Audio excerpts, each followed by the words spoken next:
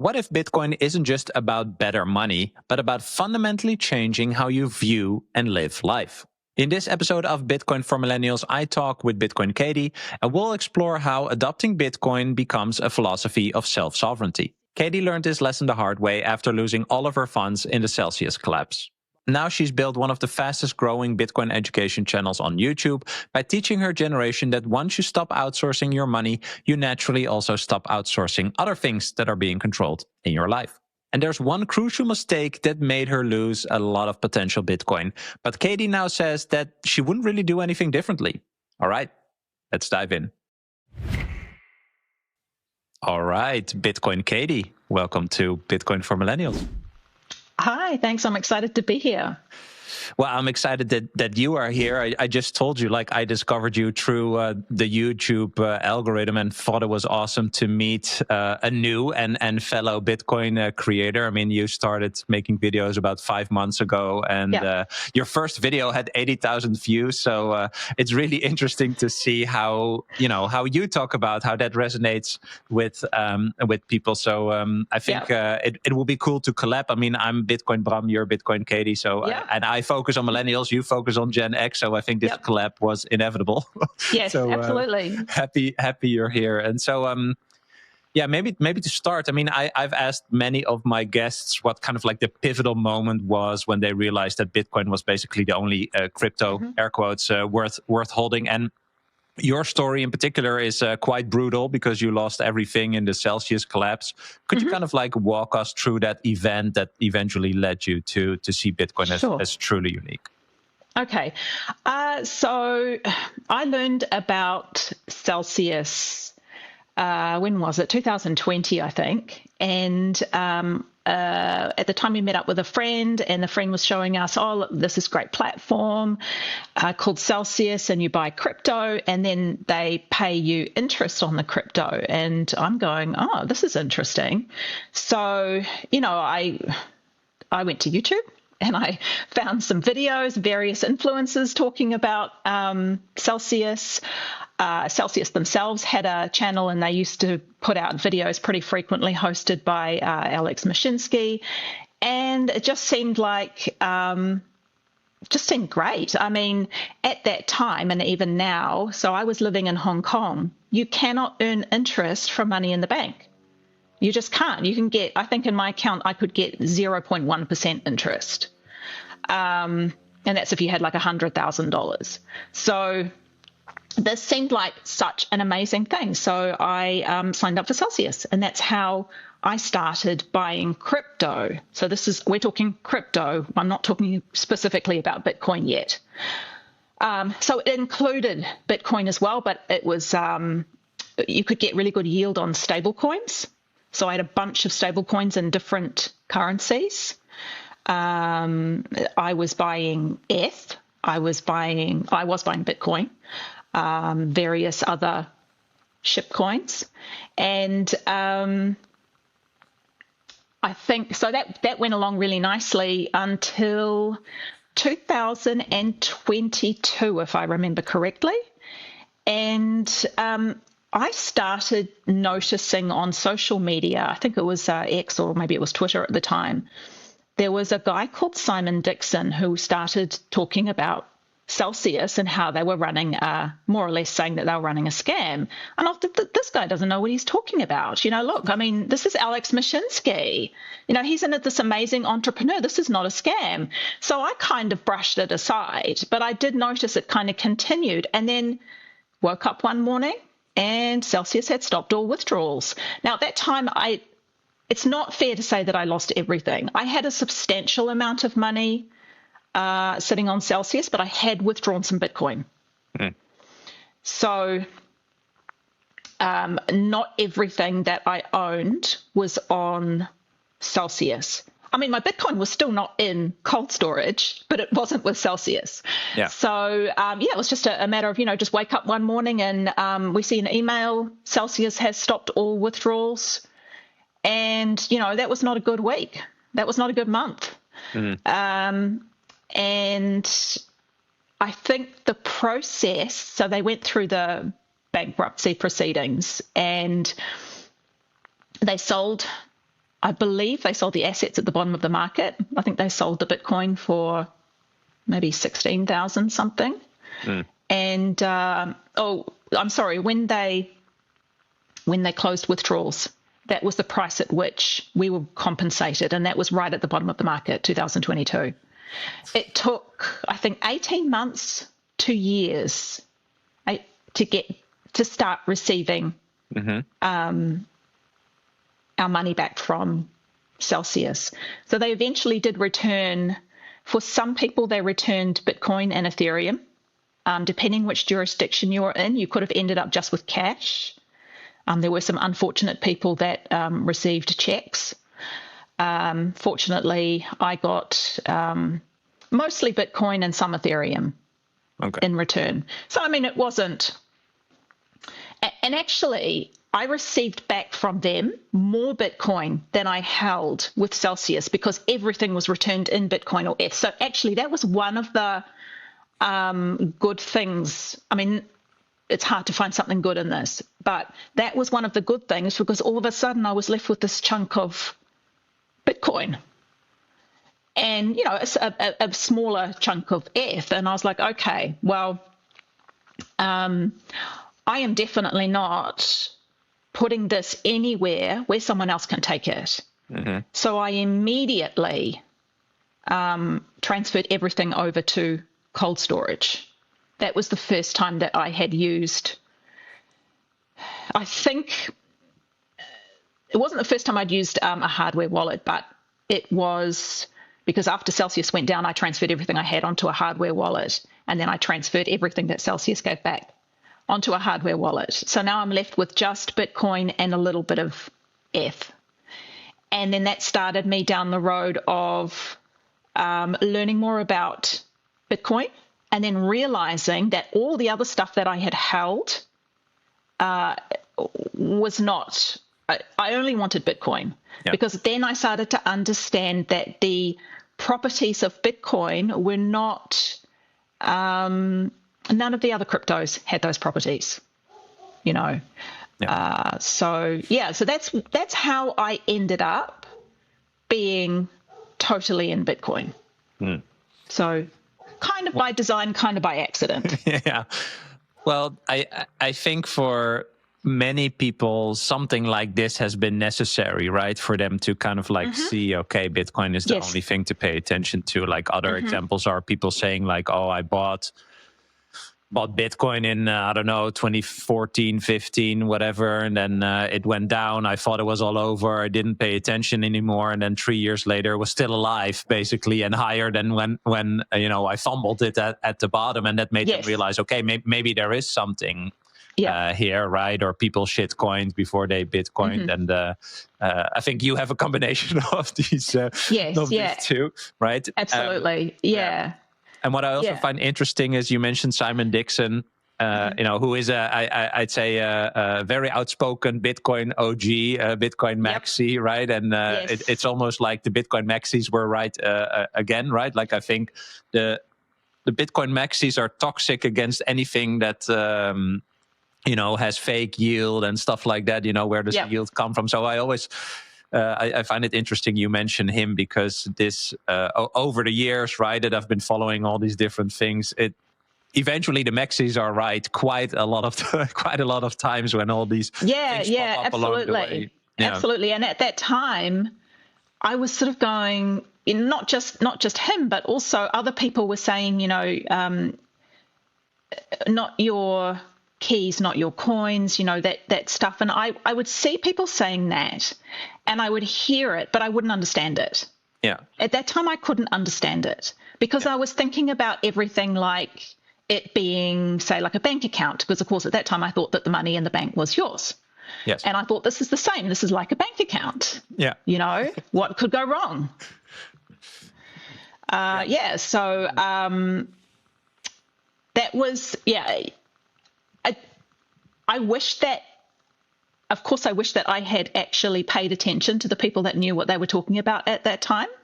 Unfortunately, I didn't, and this happened.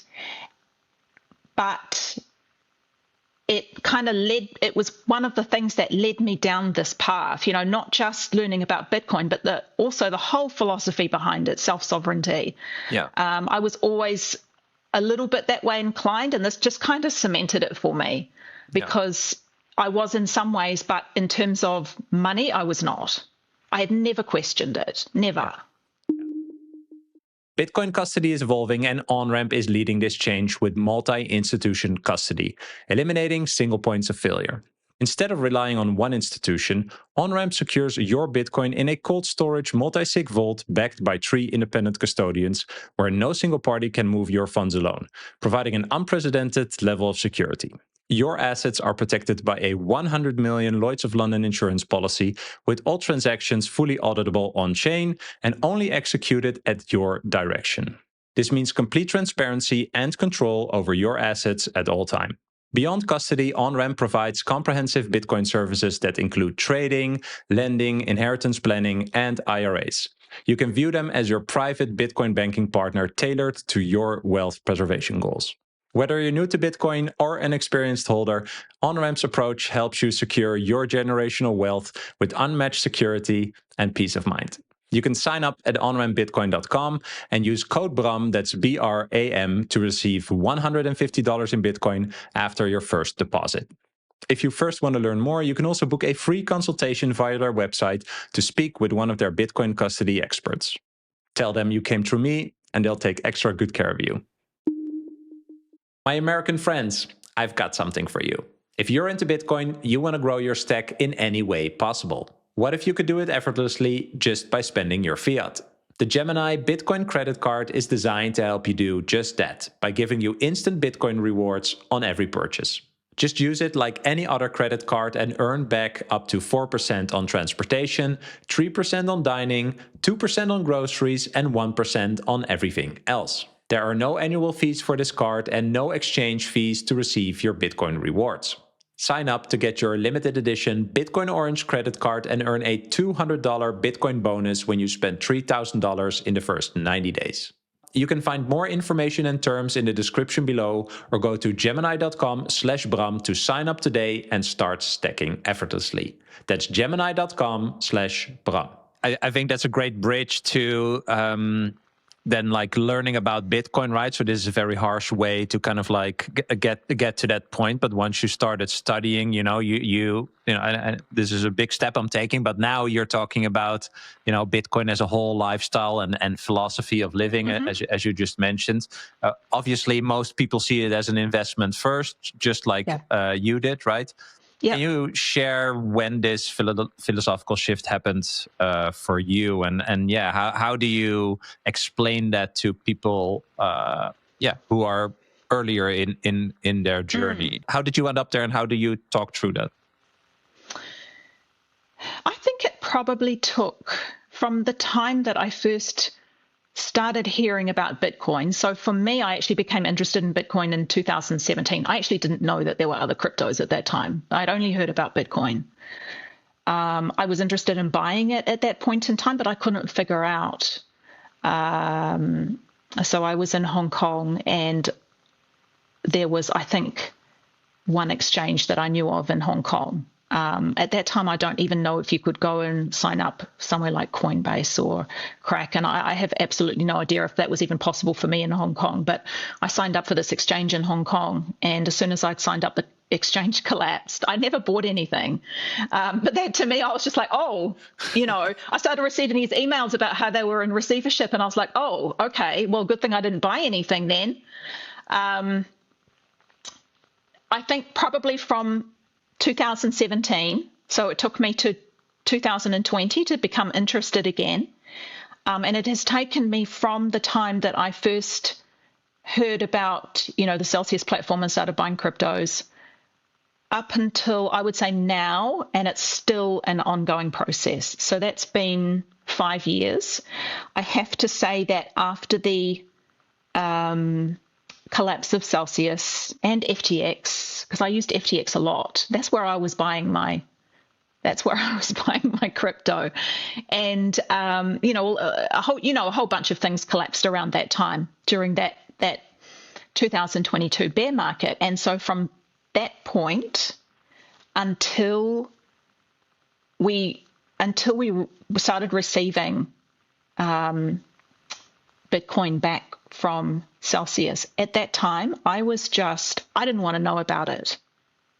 So that was probably 18 months, 2 years. It was only once I received it back and I was like, right, okay, second chance here. Now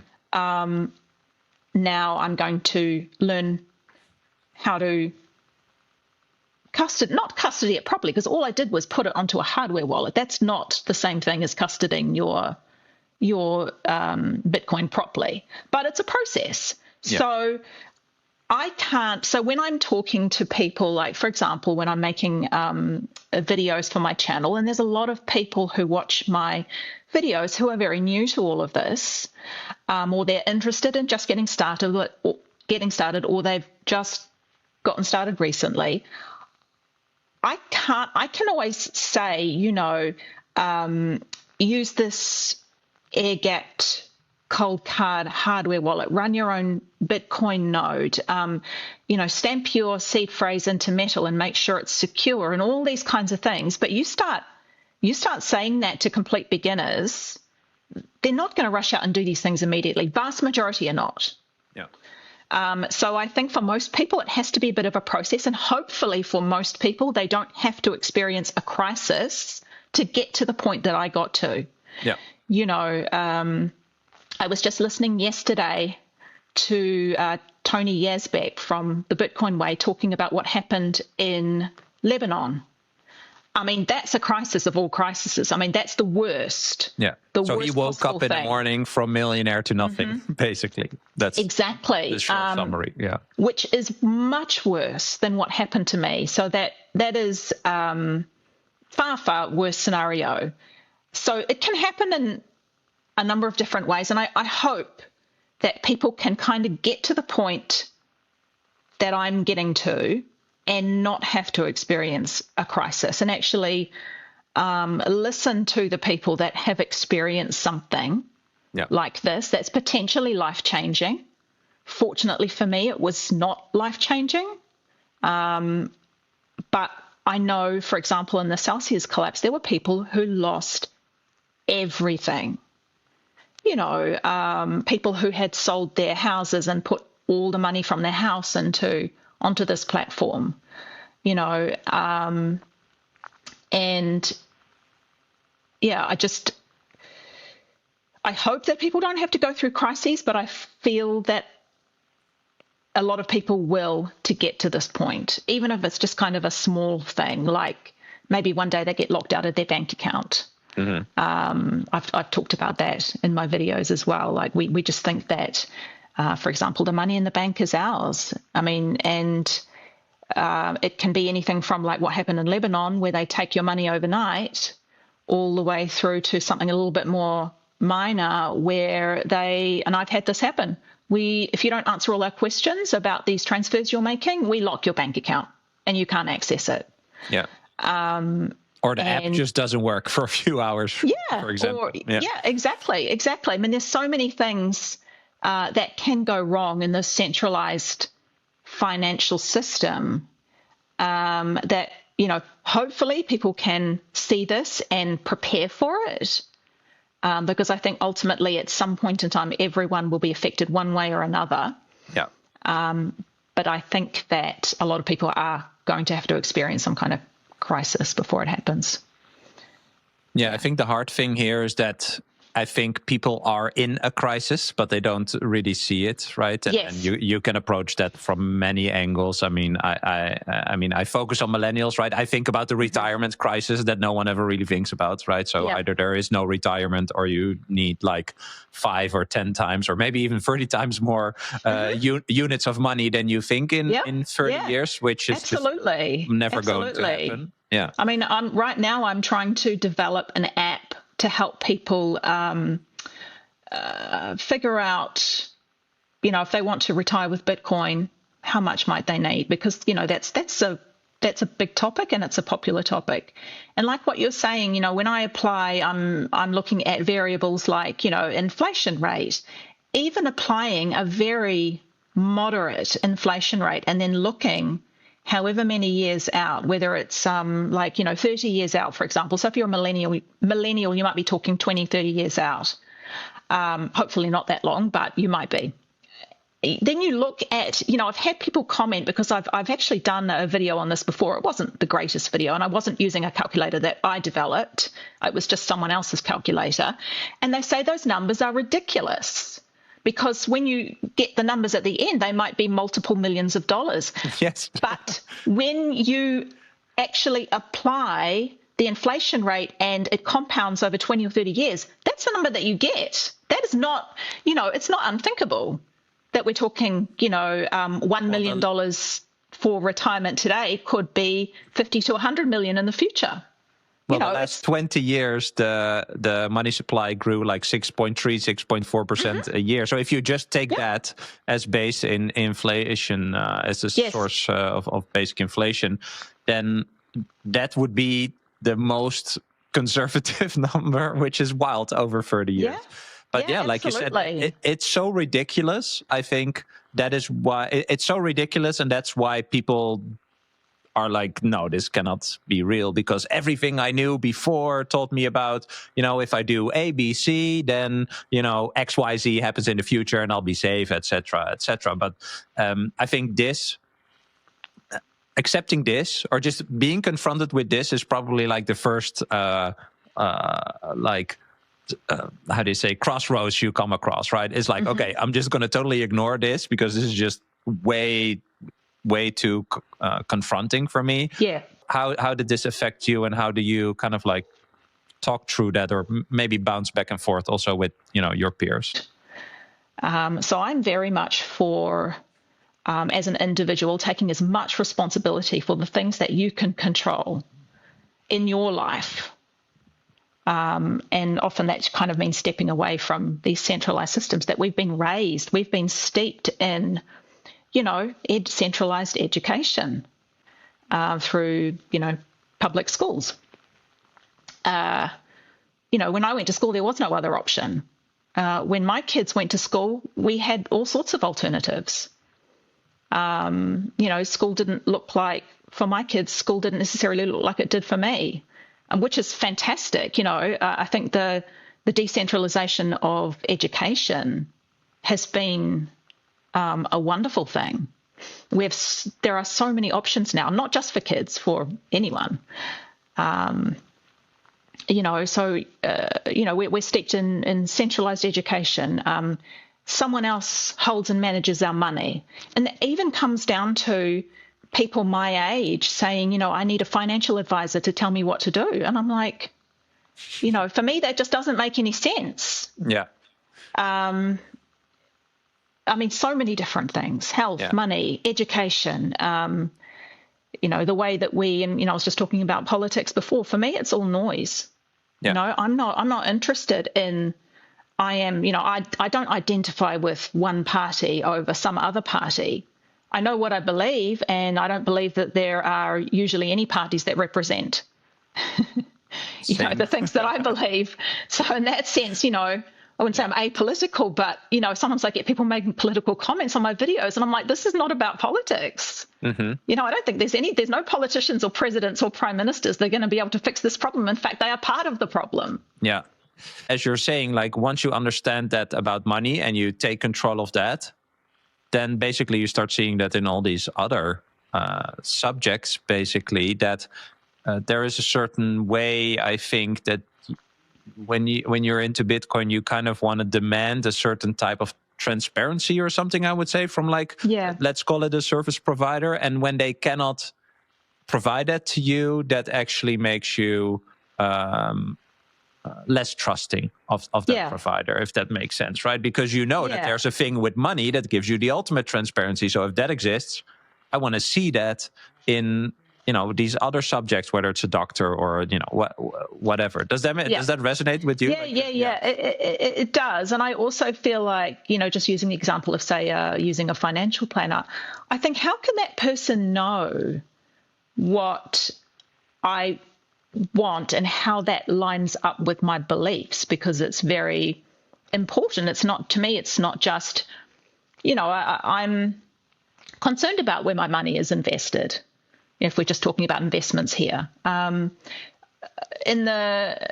made one video and I expanded upon it and wrote a Substack article. And in the process of that, I had a look at what makes up, I think it was one of the S&P 500 indexes, and how much of that goes into the military-industrial complex, just as an example. And I think that a lot of, I don't want to speak for all Bitcoiners, but I think a lot of Bitcoiners, we're not pro-war, and these wars that are funded by fiat currencies and debt, and they prop up the military-industrial complex, and people are always saying, just put your money into index funds and you'll be fine, and all you have to do is buy index funds. Like, okay, but what if I buy an index fund and I don't want to put my money into those kinds of companies? Stuff like that. I mean, to me, like that's important as well. I read your story about moving from Hong Kong to Portugal and like buying a house for 200-ish thousand, and then instead of buying 8 Bitcoin, which is now almost $1 million, right? Yes, and you know when that was? I bought it after the collapse of Celsius because I could not bear to go anywhere near any crypto at that time. Yeah, but this is part of the lesson, right? This is part of the opportunity, understanding the opportunity cost of Bitcoin. And that's my question. Like, how did that help you become more conscious of money? Just running in and just doing something, basically not really thinking about it, or somewhat thinking about it, right? Maybe not to the degree that you think about it now, right? And then looking back and being like, where was my head at? Like, that's what I had a lot of times. Yeah. And look, like I certainly don't. So the two things for me is that I think that if you own, so I never wanted to borrow money for anything. Right from, basically when I started working, I think once I had like a small credit card, because I couldn't afford to buy some furniture or something. But once I'd paid all that back, I think I was about 21, I never had any debt after that. And that included, I didn't want a mortgage. I never wanted a mortgage. And I know that people say, and to some extent they're right, borrow the money now, borrow the fiat money, and then you're paying back. Inflation means that by the time you finish paying it off, you're paying back way less. And I understood that as a concept, but I never wanted a mortgage. So for me, buying a house outright was important. So I wouldn't say that, just because I could have used that money to buy Bitcoin and I didn't, that was a mistake. It wasn't, I still don't think it was a mistake. But it was, it was important to me that I own something that I could live in outright. Yeah. So I know that some people, like some of the Bitcoin maximalists, they say, look, don't waste your money on property. You can rent, and then you can put all your spare money into Bitcoin. And that suits some people. Maybe if you're like younger and single and stuff, I completely agree. But I think you sort of get to a certain point where renting, because I rented the whole time I was living in Hong Kong, because buying property there is just outrageous. It'd be like buying a place in Manhattan. And it was not realistic. Yeah. And it's just, it's very normal to rent there. And I rented the whole time that I was living there. And when I got to Portugal, I was just like, I don't want to rent anymore. I don't want to be just at the mercy of a landlord who can say, okay, you live there for 1 year or 2 years. Okay, you're out now. Yeah. So those, I think that's the thing. Like, to me personally, owning a property that I can live in outright and saving in Bitcoin. And actually, I remember I was listening to an interview recently with Simon Dixon, and he did something similar. I think he exchanged, it must have been a while ago, 1,000 Bitcoin for a property. Talk about big opportunity cost there, but he didn't regret it, Yeah. So, and what are you going to do if I looked at those numbers because I was creating content and I wanted to make a comparison for my viewers. This is what I bought, but had I bought Bitcoin, it would be worth this now, and my house is more or less worth the same as what it was when I when I first bought it. But you can't go around regretting stuff like that. No, I mean, and I certainly would not be the only one. I've heard so many stories, even people commenting, sometimes commenting on my videos about how they, sold all their Bitcoin at $300 or something like that. And if they'd held onto it, they'd be billionaires. If you want to self-custody your Bitcoin stack, I recommend the Blockstream Jade Plus. I've been using this premium Bitcoin-only hardware wallet for a few months now, and I love its design and ease of use.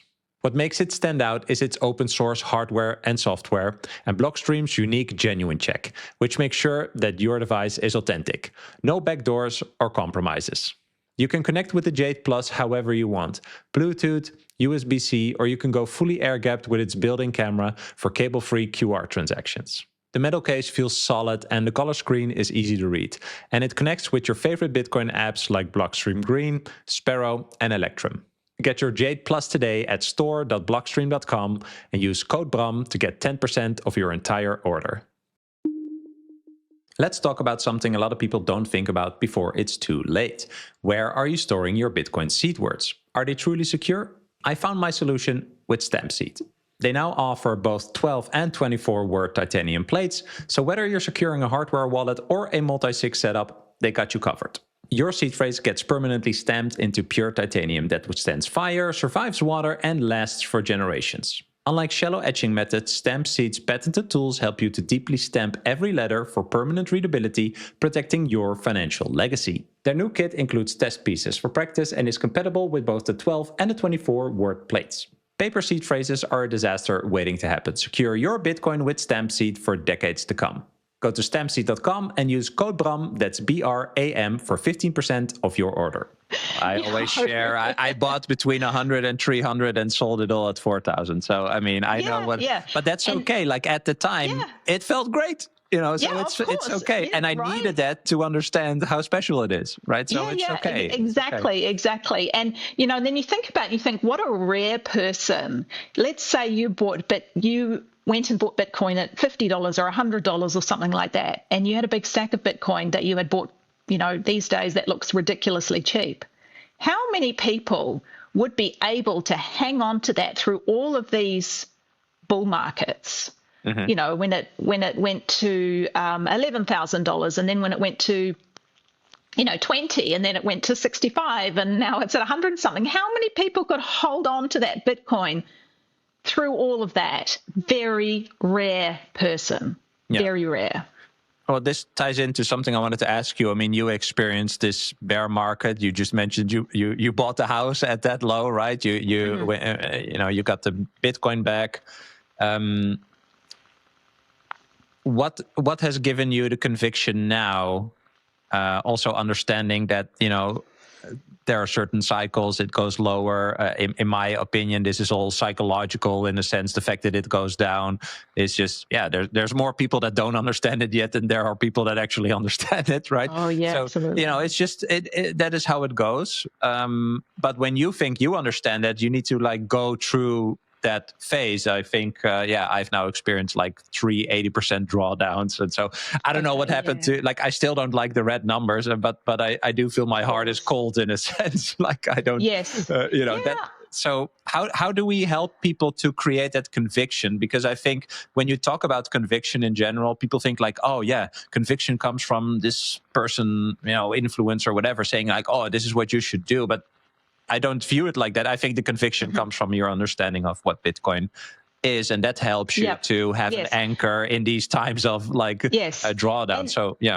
And you touched earlier. You touched on this a bit. I think you said something along the lines of people don't understand that the money in the bank is not theirs. How can they understand the importance of Bitcoin? And that's.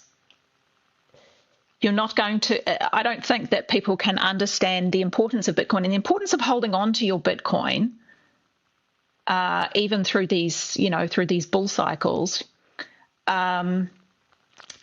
Because if you don't understand what the problem is, if you don't understand the problem of the debt-based fiat system, how can you truly understand the importance of Bitcoin? You can't.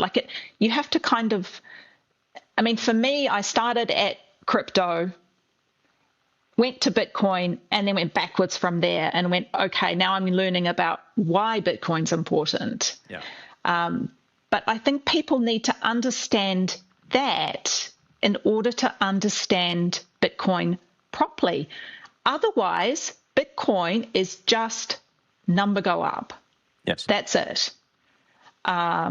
So, yeah, and then that, of course, all ties in with the, going through a personal crisis, like having your bank account drained overnight, or, ending up in a collapse like Celsius or something like that.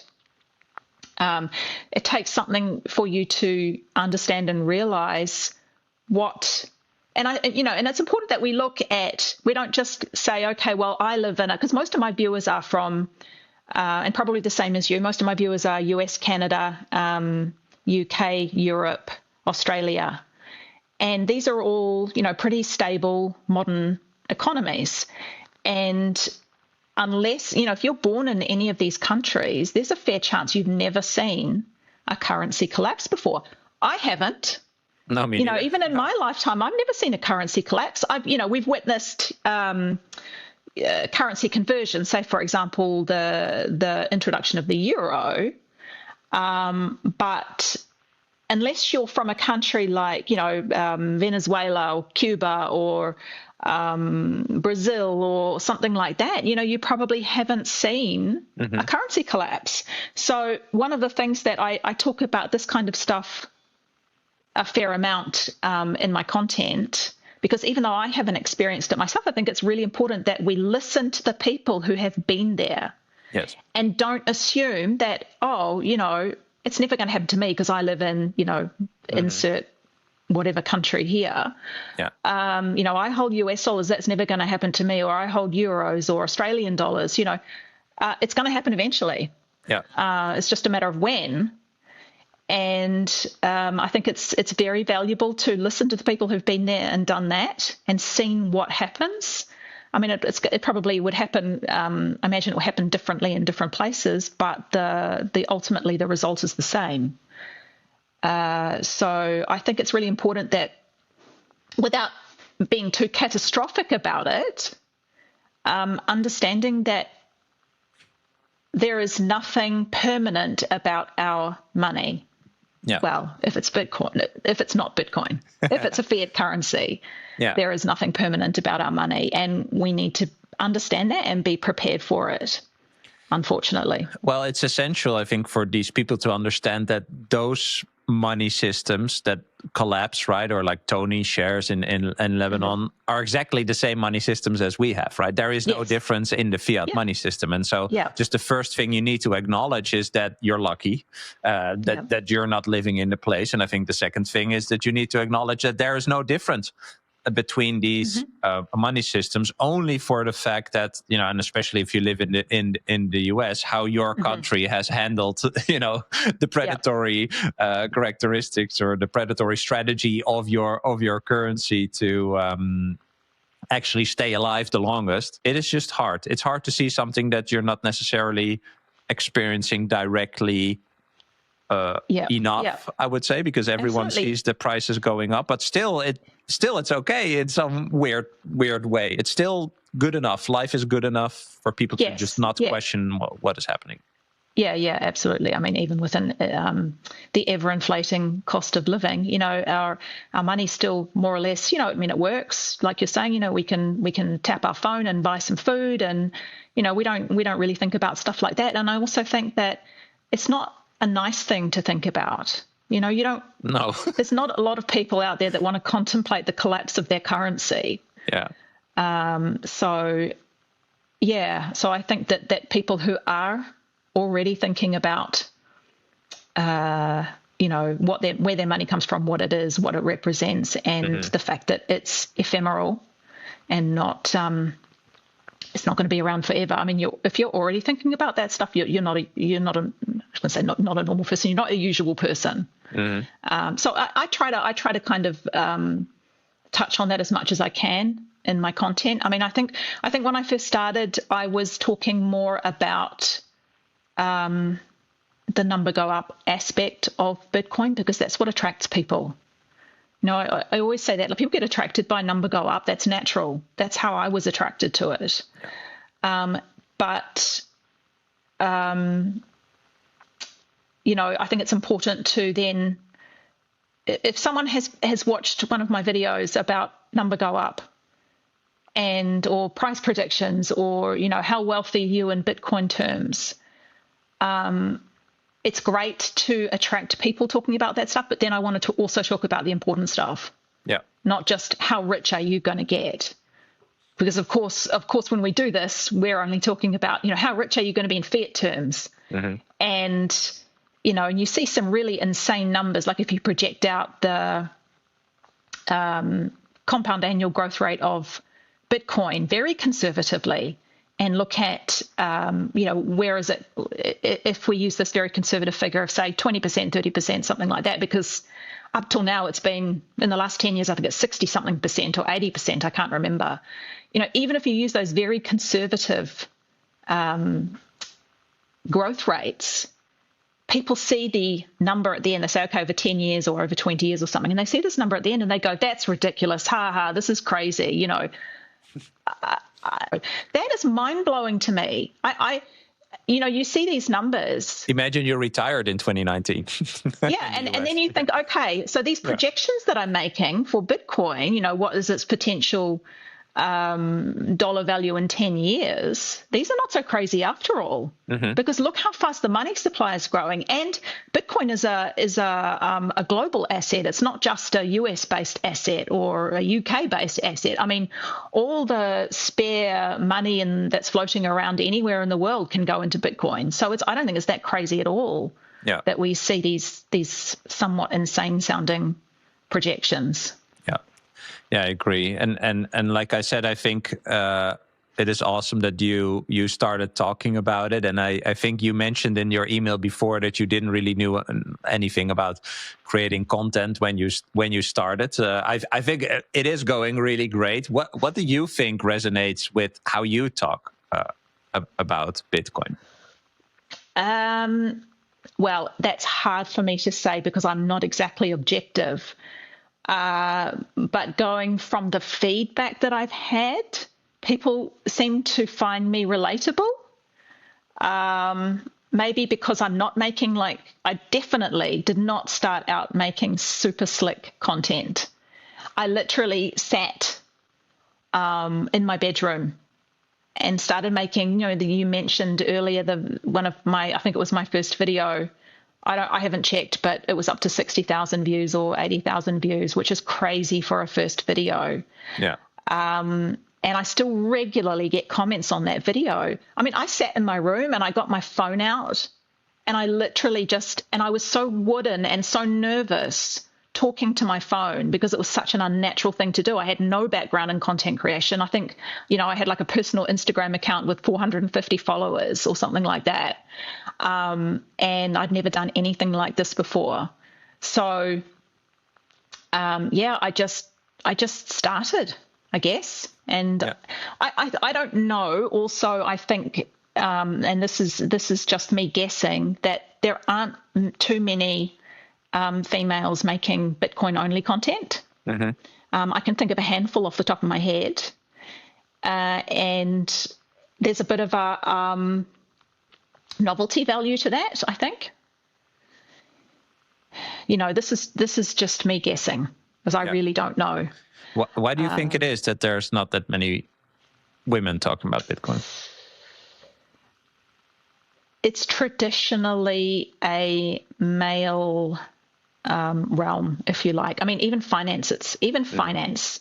Forget Bitcoin. Even the if you're thinking just general topic of finance, and I see how other women my age are approaching it, and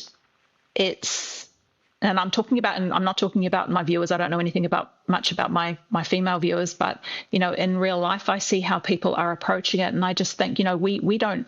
A lot of us, we just have absolutely no idea, not because we're not capable and not because we're silly or anything like that, but I think women are are traditionally taught, and it's not even taught directly, it's maybe just indirect messaging, that money is scarce, we have to save, we have to scrimp, we have to, this is kind of the approach.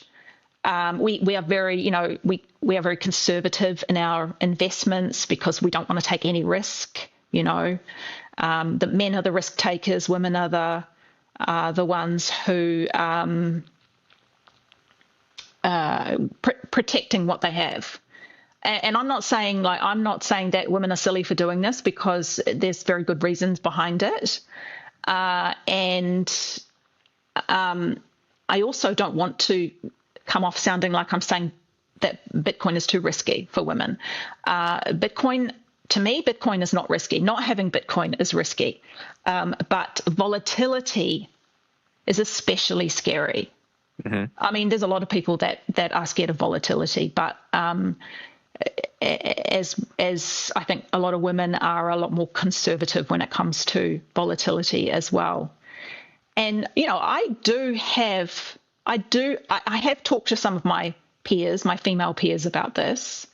I certainly don't, I don't go and approach them like an evangelical and start talking to them about Bitcoin. But if the topic comes up or they ask me, and we have a conversation about it, and most of the time I found they're curious, they want to know more, they would like to be involved, but it's a bit too much. It's a bit too scary. The technology is a bit scary. Yeah. And also, my generation older, we were born pre-internet era, and a lot of us aren't that technically savvy. We didn't grow up as like digital natives. So I think there's an element of that as well. And I also think that this image of like crypto bros, and I don't see it so much now. Maybe my algorithm has stopped giving it to me. But when I first started watching these videos, I used to get like these guys kind of shouting at the camera about crypto. It's happening. There was a lot of shouting and excitement, and that kind of thing. I mean, for most women my age, they see that, they just turn off straight away. Yeah. So I wanted to be like kind of almost like the antithesis of that. Mm-hmm. This young guy shouting at a camera. But I would see, sometimes, and I'm not saying that this is necessarily a bad thing. Like, everyone has their own style and they have their own audience that they're trying to reach. And, some of these channels or videos that I've seen, some of this content, the message, they've got a good message. It's just the delivery is not going to attract, Gen X women, for example. Yeah. And and one of my thoughts was, I was a big consumer of Bitcoin content before I started my channel. And I looked at some of it and I thought I can do this. Mm-hmm. And I was looking around, I'm hunting, trying to find channels about Bitcoin that were hosted by females. And like I said, I only ever found a handful. I hunted around a lot. I mean, I really hunted. And then I thought, okay, well, then I guess I need to do something, because I can't find what I'm looking for. Yeah. So that's kind of how it started. Awesome. Yeah. I think like your approach is show rather than tell, right? How do you think we can actually balance educating people about pretty complex, for example, monetary theory, while keeping it also accessible? I mean, it's basically new knowledge for the majority of people, right? So yeah, I've also seen that like factually explaining stuff doesn't really do much. But again, like depends on the audience. But yeah, how do you think about that? So yeah, like I said before, people are usually, it's not Bitcoin philosophy that's going to bring them to Bitcoin. Mm-hmm. I think to me that comes later. And I am absolutely not against that either. I enjoy and I'm a consumer of content that is quite deep in the philosophical side of things. However, if I started doing stuff like that, I don't think it would necessarily resonate with the people who are watching my channel, at least not at this stage. So I think, as much, I know that a lot of people criticize Bitcoiners for promoting the whole number go up thing. And I understand that. But I also think that that's one of the ways that people get attracted, and then they can start. And I guess it's because it happened with me. You get attracted by number go up, and then you can start looking into other aspects of it. But I think for everyone, it's a process. Now, how long that process takes, it's probably different for everyone. And it probably depends, whether they've been exposed to some sort of crisis, or whether they just, got interested because they thought, okay, I can become wealthy if I buy Bitcoin. So I mean, me personally, I do try to introduce some of the philosophical stuff, but I keep it light. Yeah. I made a video recently called something like 5 Ways Bitcoin Changes You. It's a very brief overview of my view of, the ways in which it changes the way you think or the way that your worldview. Because, it helps, it's almost like it dismantles all these structures that we already have in the way that we think, kind of, tears them down, and then you go, okay, now where do I start? I've got to start. You sort of start applying the stuff that you've learned through Bitcoin, for me, through the process. I mean, and to me, this is still pretty recent, the process of upgrading my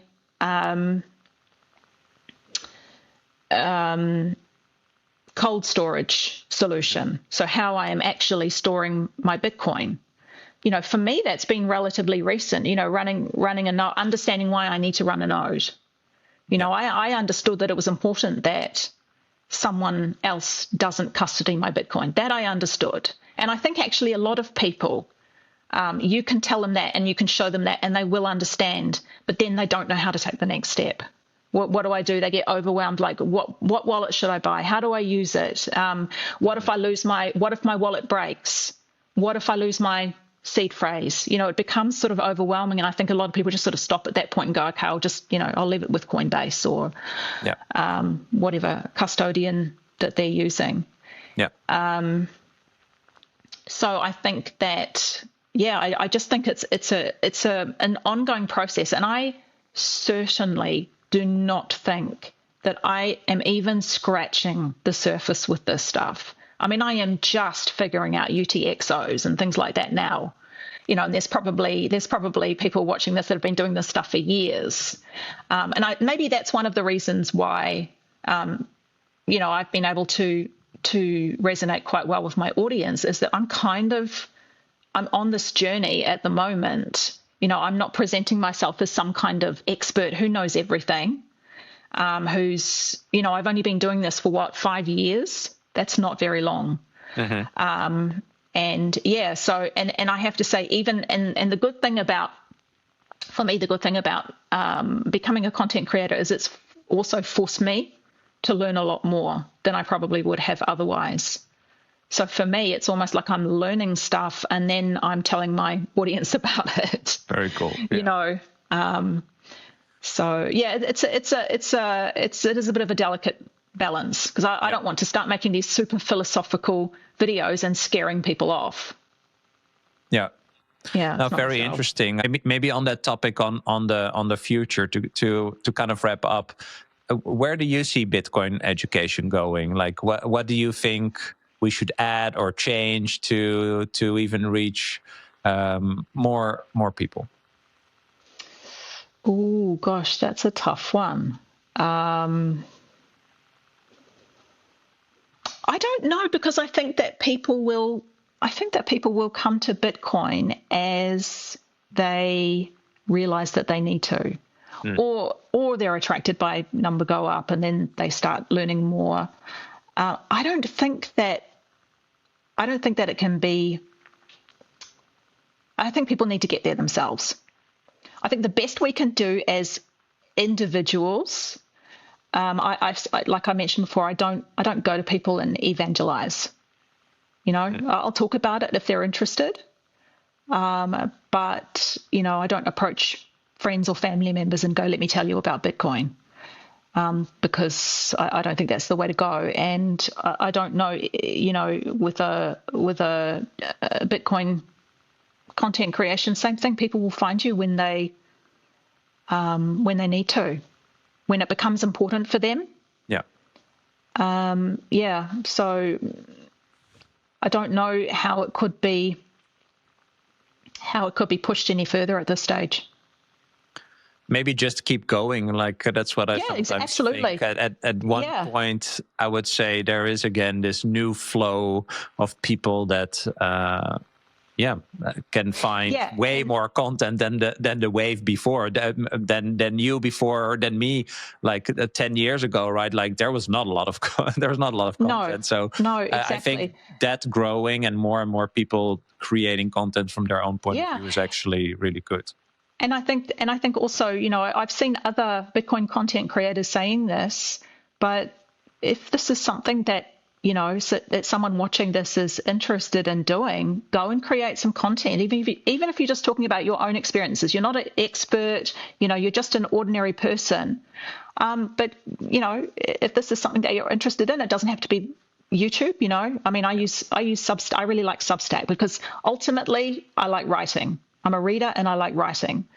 But of course, you need a way to reach people in greater quantities, and that happens to be YouTube long form content.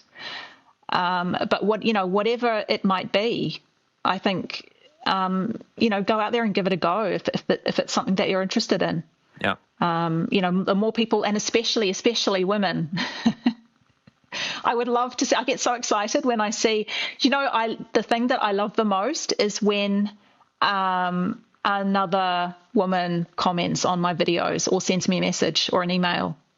That's the thing that I love the most. I'm like, oh, there are other females that are interested in the things that I'm interested in. Yeah, that's exciting. Yeah, awesome.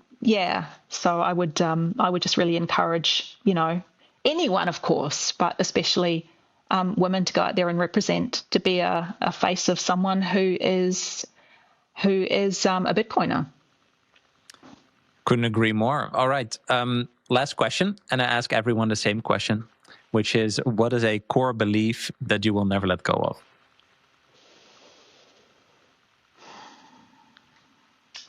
A core belief.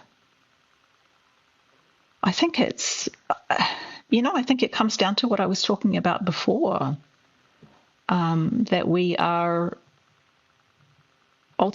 responsible for ourselves and of course, not just ourselves, but also our families, and that, no one's going to come rescue us, and not to, rely on outside systems to come and save you. I mean, this is not just a Bitcoin thing. I've always been like that. I think I knew before I could actually understand, I was talking about before how I didn't ever want to have any debt. I didn't know why. I couldn't have told you why, but I didn't want it.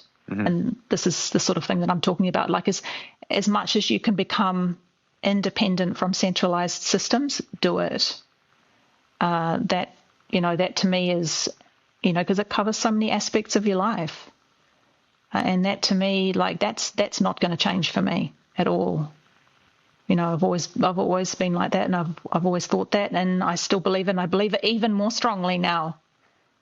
Whether it's like, whether you're the type who's going to go and, create a homestead and grow all your own food and,